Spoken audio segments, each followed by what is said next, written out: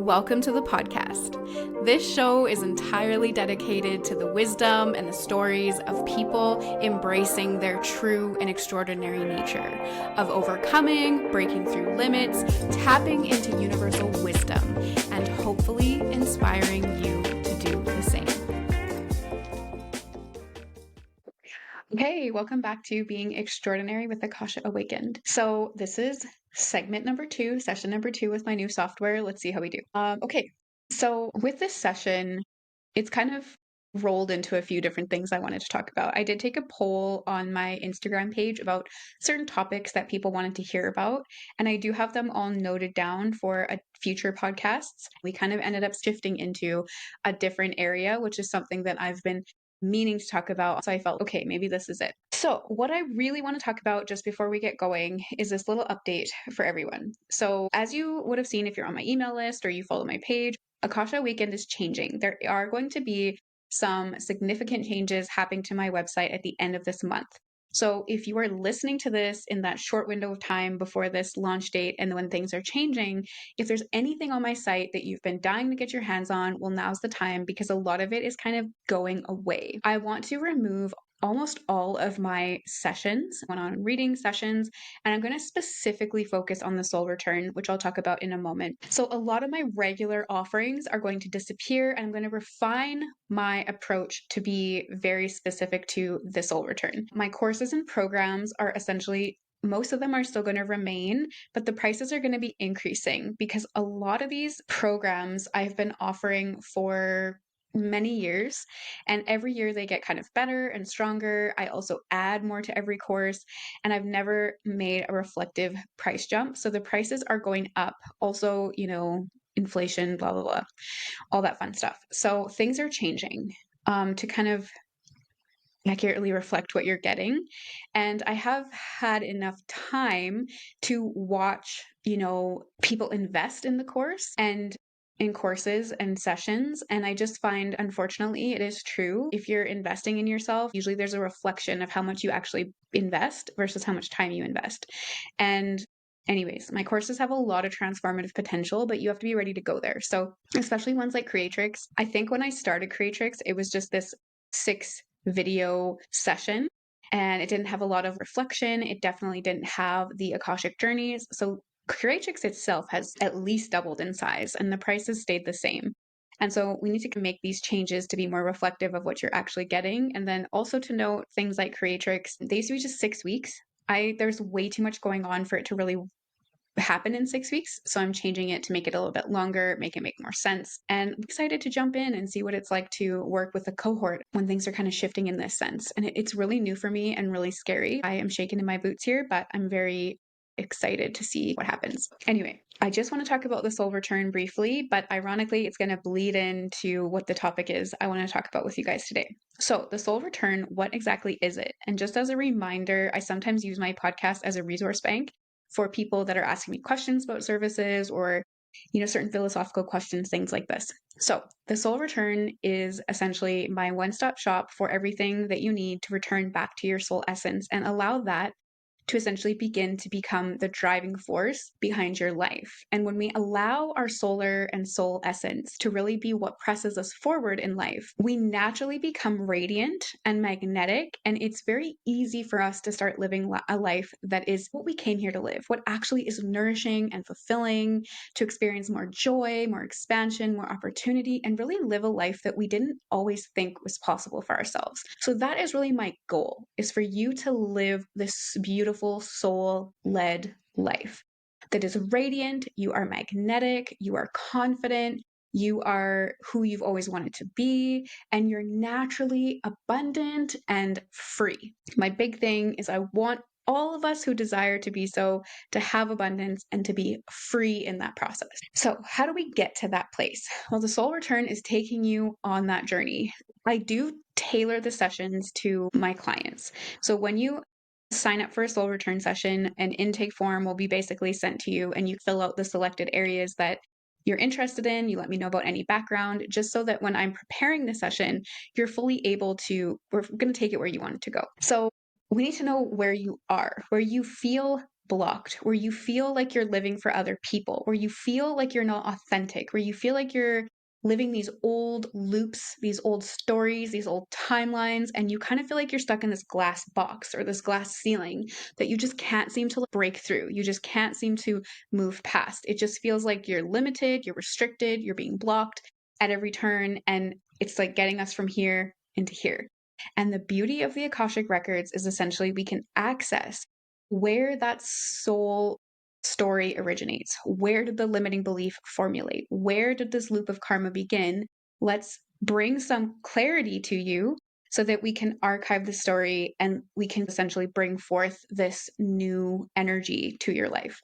And so basically, what I'm offering is figuring out what exactly is the block, what exactly is the limitation, and we're able to sort of release the story. What happens is because we're eternal and we have many different lives, we have ancestral inheritance, we have all this stuff. It's essentially that like these old stories, these vows, these programs, these restrictions, these agreements that we've made in past lives, they actually seep through into our current life.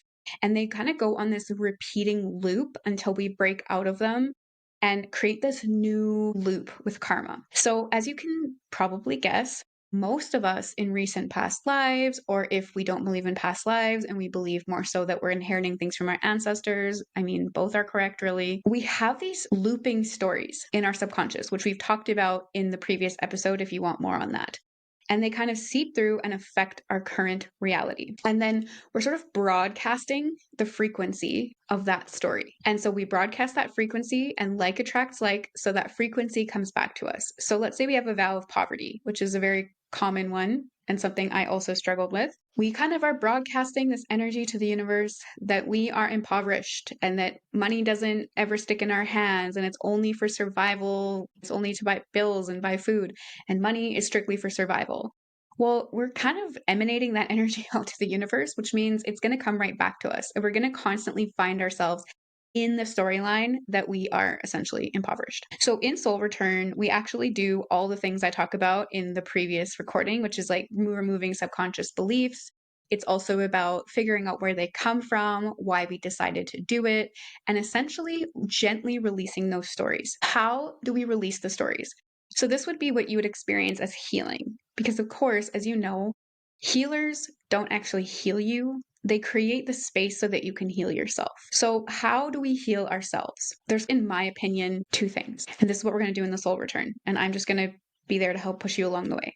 So what we do is essentially you have to know and understand at a pretty foundational level what exactly you're healing. If you can't name it, if you don't know what it is that keeps you impoverished all the time, if you don't know where it came from, if you don't even know what a vow of poverty is or why we would take one, how on earth are you ever going to be able to let it go? We really have to understand what is the block, what is the issue, what sort of limiting belief are we struggling with? Because just honestly, how can you heal something that you don't know about, right? You have a infected wound on your arm, but you know your body's experiencing an infection, but you can't find the place of origin. And then you're going to like put salve on your knee or salve here. And it's just this wasted, disgruntled energy. Like, and that just makes sense, right? If we don't know what we're healing, how can we treat it? This is true about everything. If you have, an infection, if you have something that's a virus, if you have like, you have to know what the issue is. What is imbalanced so you know how to bring it back to balance. That's just, I think, common sense, but we have to understand what it is or we don't know what medicine we need. So I always say reveal it to heal it. We have to understand it. So that's what we do in Soul Return. But the other thing is that you need to realize how you created the infection in the first place, what it is, and how it came to be. And then engaging with your free will to say, I don't want that to be my story anymore. And so this understanding at this like fundamental level, and then this willingness to change the story from a really authentic place. These are my two ingredients for healing. Understanding what it is we're healing, how we came to imbalance it in the first place, and to really engage with this meaningful intention of moving forward and changing the story. So this is exactly what the Soul Return addresses. And you don't even need to know what your blocks are or anything like that. You just show up and you're like, I want more in life. I feel stuck. I don't know what to do. And then this is where I come in, and this is where your Akashic record comes in. we essentially figure it out in that sense. So what I do is you book a session and you fill the intake form out, and then usually 2 hours before we meet. So the session itself is also 2 hours. So there's a 4-hour window in time where I'm fully dedicated to you and your story, which I know is a lot more, I think, than what you'd see. I have seen other practitioners that put a lot of effort and energy into their clients, but there's a lot of things that are really fast and dirty, fast and cheap out there. And that's just not what you're going to get from me. So there's about a 4-hour window in time where I'm fully dedicated to you and your journey and understanding it. So 2 hours before our session begins, I will do a meditation. I will journey to your Akashic record and I will find your data. So, the Akashic records, again, you can imagine it like this soul library. So, I walk in and all these books represent somebody's journey, and you've signed up, and I'm going to find your book. And I make sure I have permission, I make sure I have access, I make sure I'm tapping into the right energy, and you'll give me your birth information. That's how I know. That's how I know it's you. And then I actually call forth your spirit guides and your higher self. And I just say, okay, so and so is coming to the session today. What do we got to know? And I'll just take like copious pages of notes essentially about what's going on.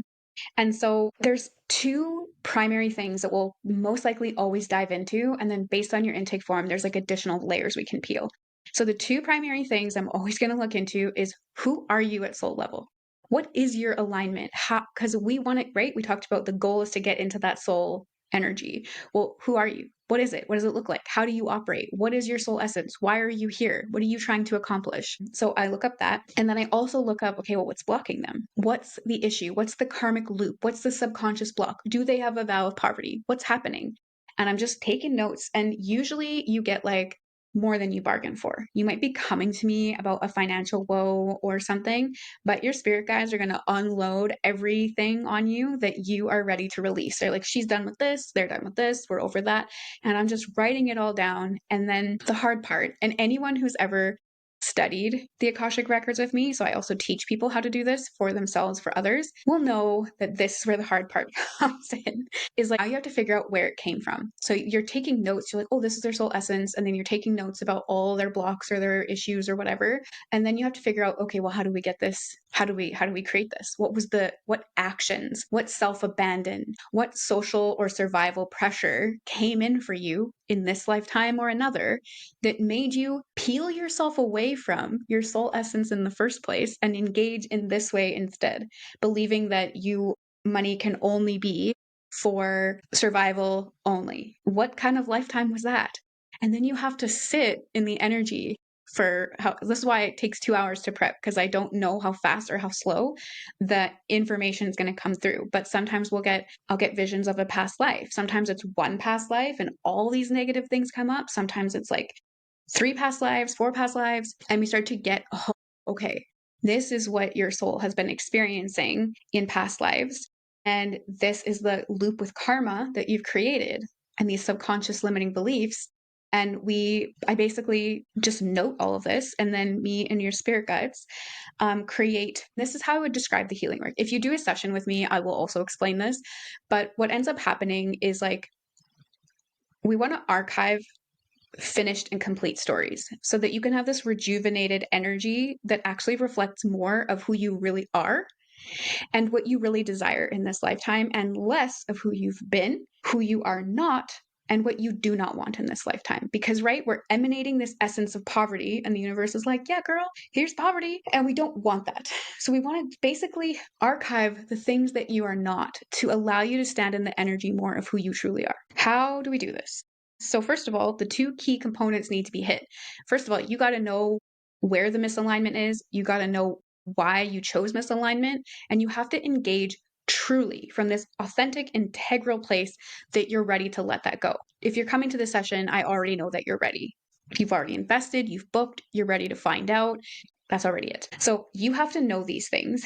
And then basically what happens, this is what me and your spirit guides do to help close out those stories. So I want you to imagine, just for a second, instead of it being a book that I'm reading in the Akashic records, I want you to imagine it's like all of a sudden I'm looking at your website.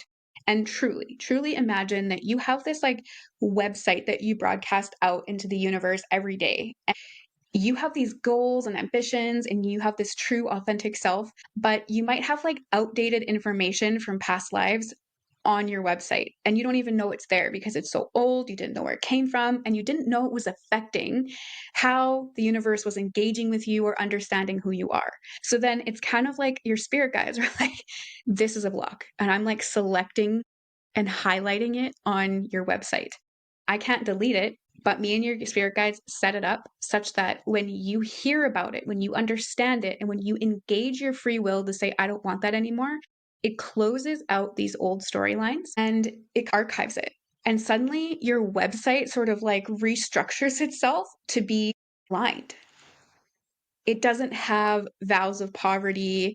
I have to work really hard in order to be valuable. If people aren't actively approving of me, then I'm not approved of. And all these things are coming from this past life where, let's say I had one recently where she was born and she had these gifts. I want to say in the past life she was born with some type of, she looked different in some way, but she had these like special gifts that she wanted to share with people around her, but nobody would accept the gifts because she like looked different or she spoke different or something to that effect. And basically she was kind of like orphaned and abandoned. So these special gifts that she was bringing through this experience were judged. And so then she came into this current life and she felt like so scared to share her gifts in this way that was reverent and sacred and out of the box and like her own essence. Instead, she turned into like this person who overworked and overgave and overachieved to the point of absolute burnout, literally was like in the hospital and all these things. Had such a hard time now feeling like she can just do things because she desires it. It has to be enslavement to something. And there needed to be like this acceptance and this approval of it instead of just her doing her soul essence. So essentially, we can look at all those blocks, those limiting beliefs, and be like, okay, we're done with this. This is coming from here. And then all of a sudden through the session, because of the way that the spirit team and I set it up, it kind of like archives these stories and it doesn't delete them because it was still a part of your soul's experience. We can't take away those memories. We can't take away the fact that you lived that, but we can mark it as complete and say that I've learned everything I could from this lifetime. And then we just like archive that old essence. Your website kind of refreshes and it's sending out this energy to the universe now that says, I'm worthy and I matter and I deserve and I'm abundant. And it just happens, Kate. And there's lots of other stuff that we talk about in a session, but that's the approach of it. And so then we understand where it's coming from. We understand what choices, why did we make those decisions? Well, it kind of makes sense if your parents don't want you, that you would try to be what people want and you would tone down anything that you feel is unworthy and you would earn and work and grind. You get it. And that's what we highlight. We highlight what exactly happened, what choice, what thought processes were you having that drove you into that? And then and then we just let it go. That's what the point of this session is this letting go. But also it's an incredible amount of information about who you are and definitely who you are not and how can we archive this energy. And then you get a little bit of homework after the session, but it's very easy. So that is the intention behind a soul return. Who are you? What are you here to do? And what the heck is blocking you? And then we release and heal it. The other part that comes with it is there's other things you can click off on the form. Like if you want to know, you can add a couple of soul contracts. You can add a couple of specific questions or situations. You can talk about health. You can refine it to what you want. But because before the session, before we actually meet for the 2 hours on Zoom live, before we even get to that, I've already spent 2 hours in your energy conversing with your own spirit team. So they are the ones kind of sending it down to me. So then it's really not easy, but they know you. They know why you booked the session. So it's not really guessing. It's always just so magical. And it's just, I mean, they speak for themselves. They're incredible sessions. And then the beauty is because it's technically very cathartic and it's very healing and it's literally shifting your energy in the soul realm, in the fifth dimensional Akashic realm. It actually changes your third dimensional reality and weird stuff starts to happen. You feel different, you feel more clear, you feel more sure, money starts to come to you with greater ease. Things actually happen in reality because we're shifting how you're engaging with reality through this essence that you emanate. So the things that start coming back to you are just different and obviously more in aligned with your soul. So that's kind of what soul return is in an essence. And the reason I wanted to share that with you is because I want to talk about how these parallel or past lives or realities can sometimes affect us in our current life and how we experience the seeping of storylines through time. And what prompted me to want to talk about this is that we're going to talk about some quantum physics here. So it kind of gets a little messy, but just bear with me. I'm going to do my best to describe it in a way that's relatable and digestible. But of course, there's always more and to understand. So technically, past lives are not really happening in the past because there's no such thing as time. Therefore, everything is essentially happening all at once. It's the best way I've ever heard described is from Dolores Cannon. In which book she describes it, Lord only knows. I think it's probably one of her convoluted universe books, but she describes it as like, and she's actually talking to a spirit or a guide or a higher dimensional being through this person who's hypnotized. And she's doing this in the and she's just someone who was trying to lose weight and quit smoking, so she wasn't thinking about the concepts of the universe. So they oftentimes had to give her these really relatable analogies, those difficult stuff for our brains to understand. And the best way I ever heard it described is there's no such thing as time. We know this because you measure time. Let's say someone in Ireland is 7 hours ahead of me, but when you call them, if you want to pick up the phone and call your friend in Ireland right now who's 7 hours ahead of you, do you have to wait 7 hours for them to answer? No. It's kind of just a number on a clock based upon where the sun is at in the sky. But everything's happening right now. If you called them right now, they would pick up right now, despite being 7 hours away from you. That's true about everything. There's no such thing as time. Time is this linear thing that you guys made up. Well, everything's more of a cycle. So there's no such thing as this linear time. So they said you can imagine it like a TV channel, right? Or a radio station. And every radio station is broadcasting out at once, right? So there's 100 channels or whatever, and it's like they're all on live, they're live TV right now. But you're just tuned into this channel that you're in right now. You're so dynamic, essentially, that there's also other versions of you, and you're only one you, but there's different frequencies tuned into that channel, right? You kind of have to fine tune your radio station to pick up the signal. And it's like, okay, well, you that you're aware of right now is tuned into this signal, but there's some yous that you're not aware of that are tuned into that signal. And it's all happening right now. So I still talk about things with my clients in the form of past lives because it just breaks our brains a little bit. And we start thinking about the wrong things when we start thinking about parallel realities, essentially. So for the sake of keeping things simple, we just talk about it as if it's a past life. And what ends up happening, essentially, is that what other versions of me decide in different realities ends up oftentimes affecting me in my current reality. So these are things I don't pay a ton of attention to. But the reason I wanted to bring this subject up is because this sometimes explains why at certain junctions in our life, we experience these very earth-shattering or blissful moments. And usually it's like Kayla in a parallel reality is also going through a blissful moment and it's seeping through to you, or she's also going through a really tragic moment and it's seeping through to me. So this is something I've actually witnessed for myself, but I also see it with tons of other clients, and some of my really good friends also have witnessed this. So there's actually two people I'm thinking of right now. So essentially in a parallel reality, what had happened for them is that they had got into some type of accident or some type of event. And when they were 33 years old in a different lifetime, they had died. Well, do you think 33-year-old in her current timeline wouldn't notice that? So I have a friend who went through something really tragic let's say she was 40, okay? Because I can't remember the age. And she went through something really tragic and actually had like a near-death experience. And so in an alternate reality, so in an alternate life that she was living, she had died at 40. In the life she was living right now, she had this near-death experience. And she went through these metaphorical moments of transformation, death, and rebirth. And a lot of the themes that would have taken place in this parallel life she became aware of them in her present life and had to deal with them. And this is that quantum entanglement, essentially, that people are starting to catch on. That, like, your other versions of you, they kind of had this stop. They ended up at a death point and they had unfinished business. So it filters over for you in your life, who's living longer than 40, to sort it out and untangle it. Our choices and our belief systems and all these things end up seeping in until somebody unravels them. And for me, I don't really want to talk about like what happened in a different life because it was really unfortunate, but I have these parallel lives or these past lives that I've seen in hypnosis. And there's always this imprisonment that eventually leads to death for me. So it's this confinement that leads to death, or this decision to do something for another person that also leads to my death.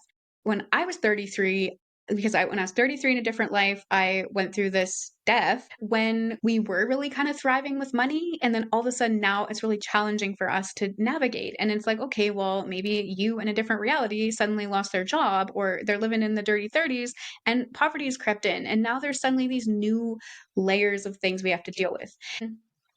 That's not necessarily the most important part, because what usually happens is the other way. It's like things get easier and easier and easier over time because we're unraveling things very early in our lives. But essentially, things do kind of seep. So, what you're doing in other realities in a negative way seeps through and affects you in your current life. And that's why we have these new aha awarenesses of things we have to transform or let go of or move through, and why we sometimes feel like we shift identities at random. I mean, there's a lot more ways to see these shifts. Like we can look to astrology, we can oftentimes look to numerology.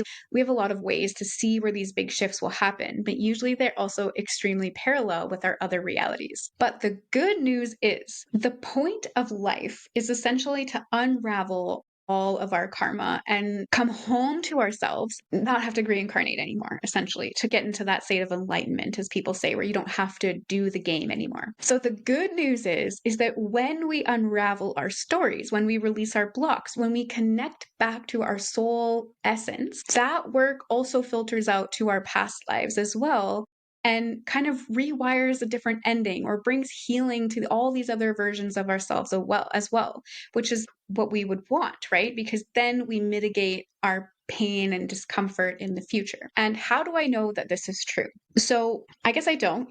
I guess we have to trust. But there's actually a lot of ways that the truth is kind of hidden in plain sight.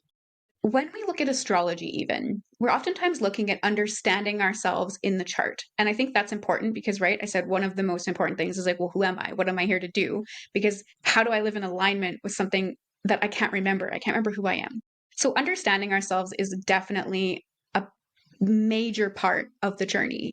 But what happens on Earth is there is a structured matrix, essentially, that when we come here, it is this reality we're trying to sort out, right? And what is the reality constructed in? Let's use the Bible again. Remember, I'm not religious at all, as you probably know. In the depiction of the fallen angels coming to Earth, and I know it sounds negative, but just bear with me. So basically, when we all come down to Earth, we're all technically these fallen angels. But what does that mean? It means that we've essentially ripped ourselves away from divinity and cast ourselves down to earth without any memory of where we come from, without any memory of who we are, without any memory of what's going on here. So the name of the game actually is to try really hard.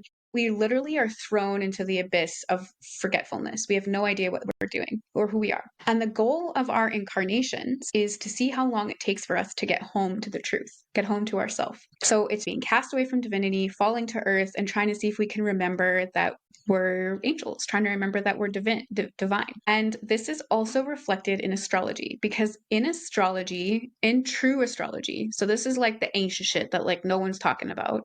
In true astrology, the sun, which is in the center of the universe, is our divinity. It is our godliness. And it is the main goal. Everything revolves around that. It's what we're trying to get home to. And so you might recognize also terminologies like the sun. And, you know, in many religious texts, spiritual texts, ancient texts, there's always this talk about the sun. They're talking about the sun as the divine essence, as our divinity. And so, and even if you think about the sun, its Roman name is Sol Leviticus, which is soul, and it's the unconquered sun. It's our true, radiant, expressed soul. And each of that's unique to all of us, okay? So the sun, the solar essence, our soul is special and unique to all of us, right? You know, we're all a spark of creation, okay? Trying to get back to that. And in ancient astrology, what you do, and remember, ancient astrology, they only knew about the 7 deities. They only stopped as far as Saturn. They didn't know about Uranus and Neptune and Pluto in these ancient times. So then what happens is you start in the abyss, which is Saturn, and you work your way into the sun. And so we go through these layers of challenge and layers of soul evolution before we get to our self, our soul essence. So essentially, we're trying to get to that soul return. And honestly, it's so funny that I named the session Soul Return because I I just felt that's what it needed to be named. And then it's funny that I'm kind of like uncovering or remembering or some of these teachings. And I'm like, oh my God, that's funny. That's perfect. So we work our way in. And a lot of times, Saturn, when you look at him in ancient texts or when you look at him in the tarot, he's kind of symbolic of restriction and, restriction and hangups and time and negative karma. And in the tarot deck, he also is the devil card. Saturn's the devil card.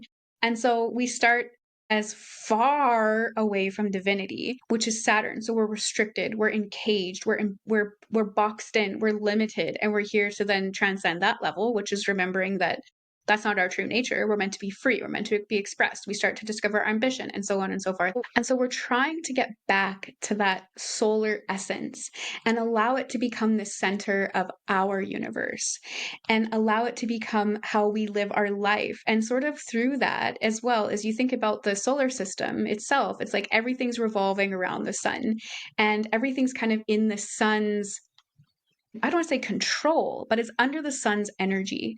So then we kind of get back to that solar energy and we're able to sort of transcend, control, and subdue all the other energies to work in our favor. And that's exactly what I preach about karma. For the love of God, stop being enslaved to your old karma, your old limiting beliefs. And it feels like you're always working for it. You're chasing something, you're figuring something out. And it's always you're against the clock or you're against this belief and you just always are working on something. If we learn to change the narrative, well, suddenly things shift a little bit and all those energies begin to work for us. And we're able to use them to create and manifest and live in alignment with our soul's truth. So, Soul Return is really about helping us get back to the main name of the game. And I wanted to talk about the timeline seeping simply because sometimes we can walk around in our life and really not know why certain things happen to us, not know why we're being triggered or we're being shut down in a certain way, or why certain things are consistently and always annoyingly creating struggles or obstacles in our life. It's just these past life narratives and this timeline seeping coming through. And it's bringing it into your awareness through wearing you down, through being annoying, through really forcing you to see that this isn't your truth because it's so uncomfortable and frustrating. And it wears us down until we finally have to be like, okay, I want to look at this. What is this? And then we have to sort of deal with it. And it is the name of the game. I mean, it's like, again, I've said this a few times. You can believe me or you don't have to believe me, but the truth sometimes remains the truth. And truth can be spoken in many different languages. So I also just want to say that every time I say something, it's an essence of truth, but there's other ways to broadcast truth, just so you know. So it's like saying the term I love you to somebody. It's like if you say it in English, it sounds and there's letters that configure it that's one way. But if you say I love you in French, like it doesn't sound the same. It doesn't look the same, but the sentiment is the same. So it can be difficult to describe truth for that reason, because there's so many ways to say it. But it is the essence of life. It is the point of life, whether we remember it or not. Honestly, one of the challenges of coming to Earth and why we do it is because we can't remember anything. That's what makes it a challenge. It's like we start so far away from understanding or remembering that we're divine or meaningful or powerful or worthy or naturally abundant. And we have to find and work our way back. Does that mean that all of life has to be some type of struggle or obstacle course? No, we're meant to enjoy life. And honestly, it's not meant to be an obstacle course unless you desperately hang on to your limiting beliefs and you're not willing to open your mind and ask questions about why am I experiencing this, or why do I feel, what makes me feel joy, or what kind of legacy do I want to leave on this planet?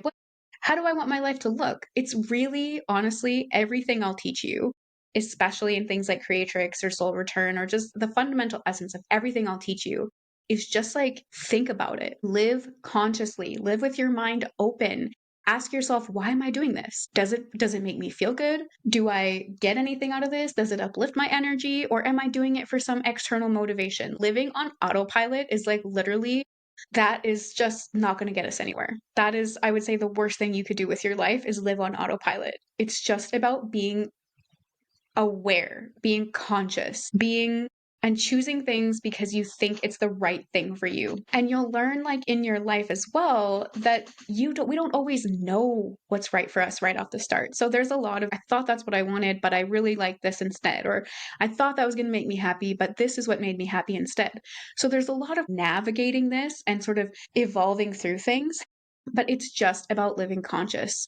And unfortunately, living consciously requires us to really open doors that we normally just blew past, or ask questions that we normally didn't care about. And I really think also that we're structured and we live in a society that does everything in its power to keep us unconscious, right? And there's a whole can of worms we could open there as well. But why do the powers that be on this planet want us to remain unconscious? And this is where I'm like, oh, should I say that?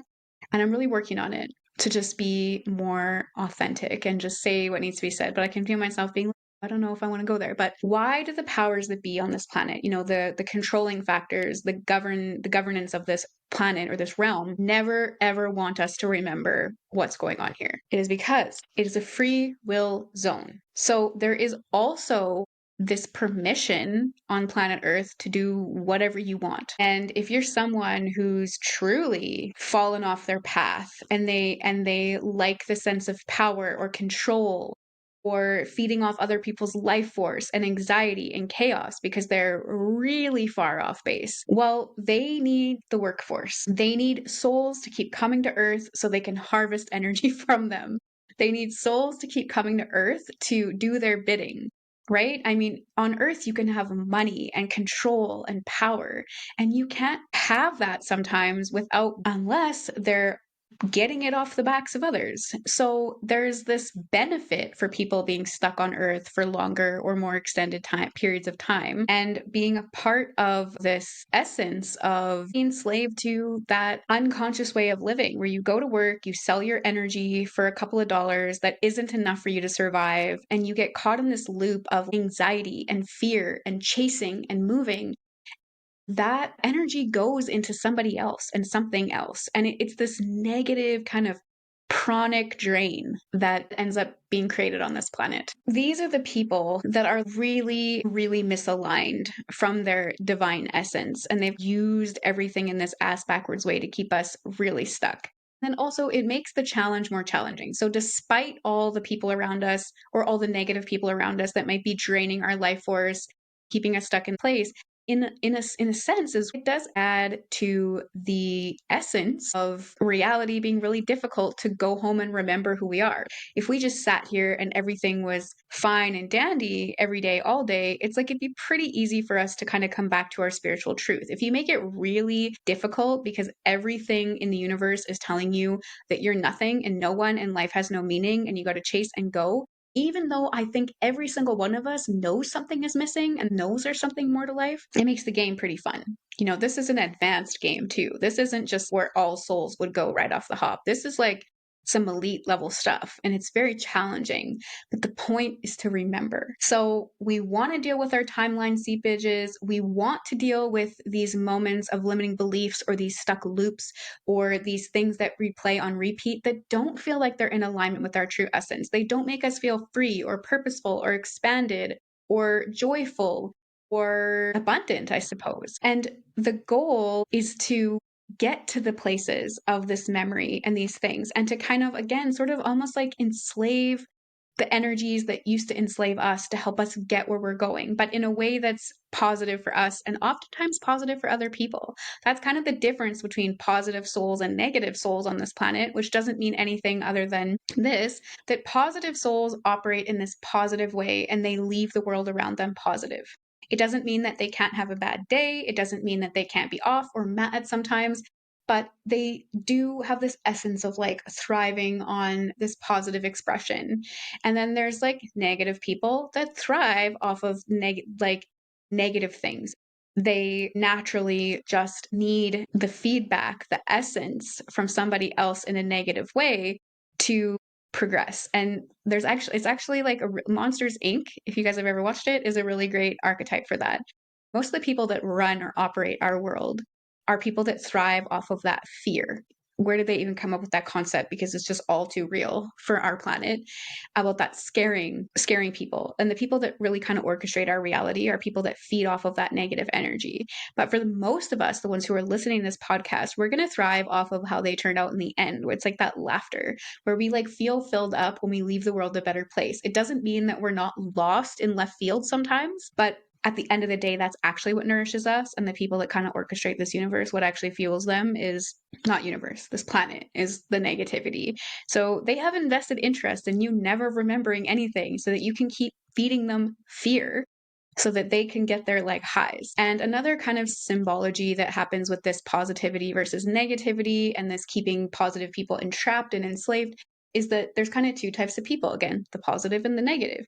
And the positive people are like little bunny rabbits. I don't mean that in a soft way, but it's just that like you can feed off Mother Earth, you can bask in the sun, you can have some playtime, and like things are fine. You don't need to shed blood and be a predator. You just exist in this beautiful way. And most of us here are going to be bunnies. But then there are, let's say, hyenas. And hyenas, just by design, as they are right now, do not have the ability to just eat grass, lay in the sun, and play in order to survive. They've lost that ability, metaphorically, and now they have to feast upon the bunnies. So there are hyenas out there in the world that feast upon people like you and me being stuck and entrapped in struggle while on Earth. It is just a generally messed up thing that's happening, which is why also there's a ton of light-oriented souls that have flooded the planet to try to support the rebalancing, because obviously these hyenas have taken over. It is this thing that drives forward the essence of being lost and having to find our way home, right? It makes the maze or obstacle course just a little more challenging. I will also note that if you're really listening to this session and I'm talking about these astrological perspectives and what the meaning of life is and how to navigate this returning to soul, I am launching for the first time a class teaching us about the construct of reality and essentially how what every soul is here to do and how Earth as a school operates and how we select lessons and what kind of life experiences we will have during these lessons. And I am teaching it in what I think is going to look like a 6-month container.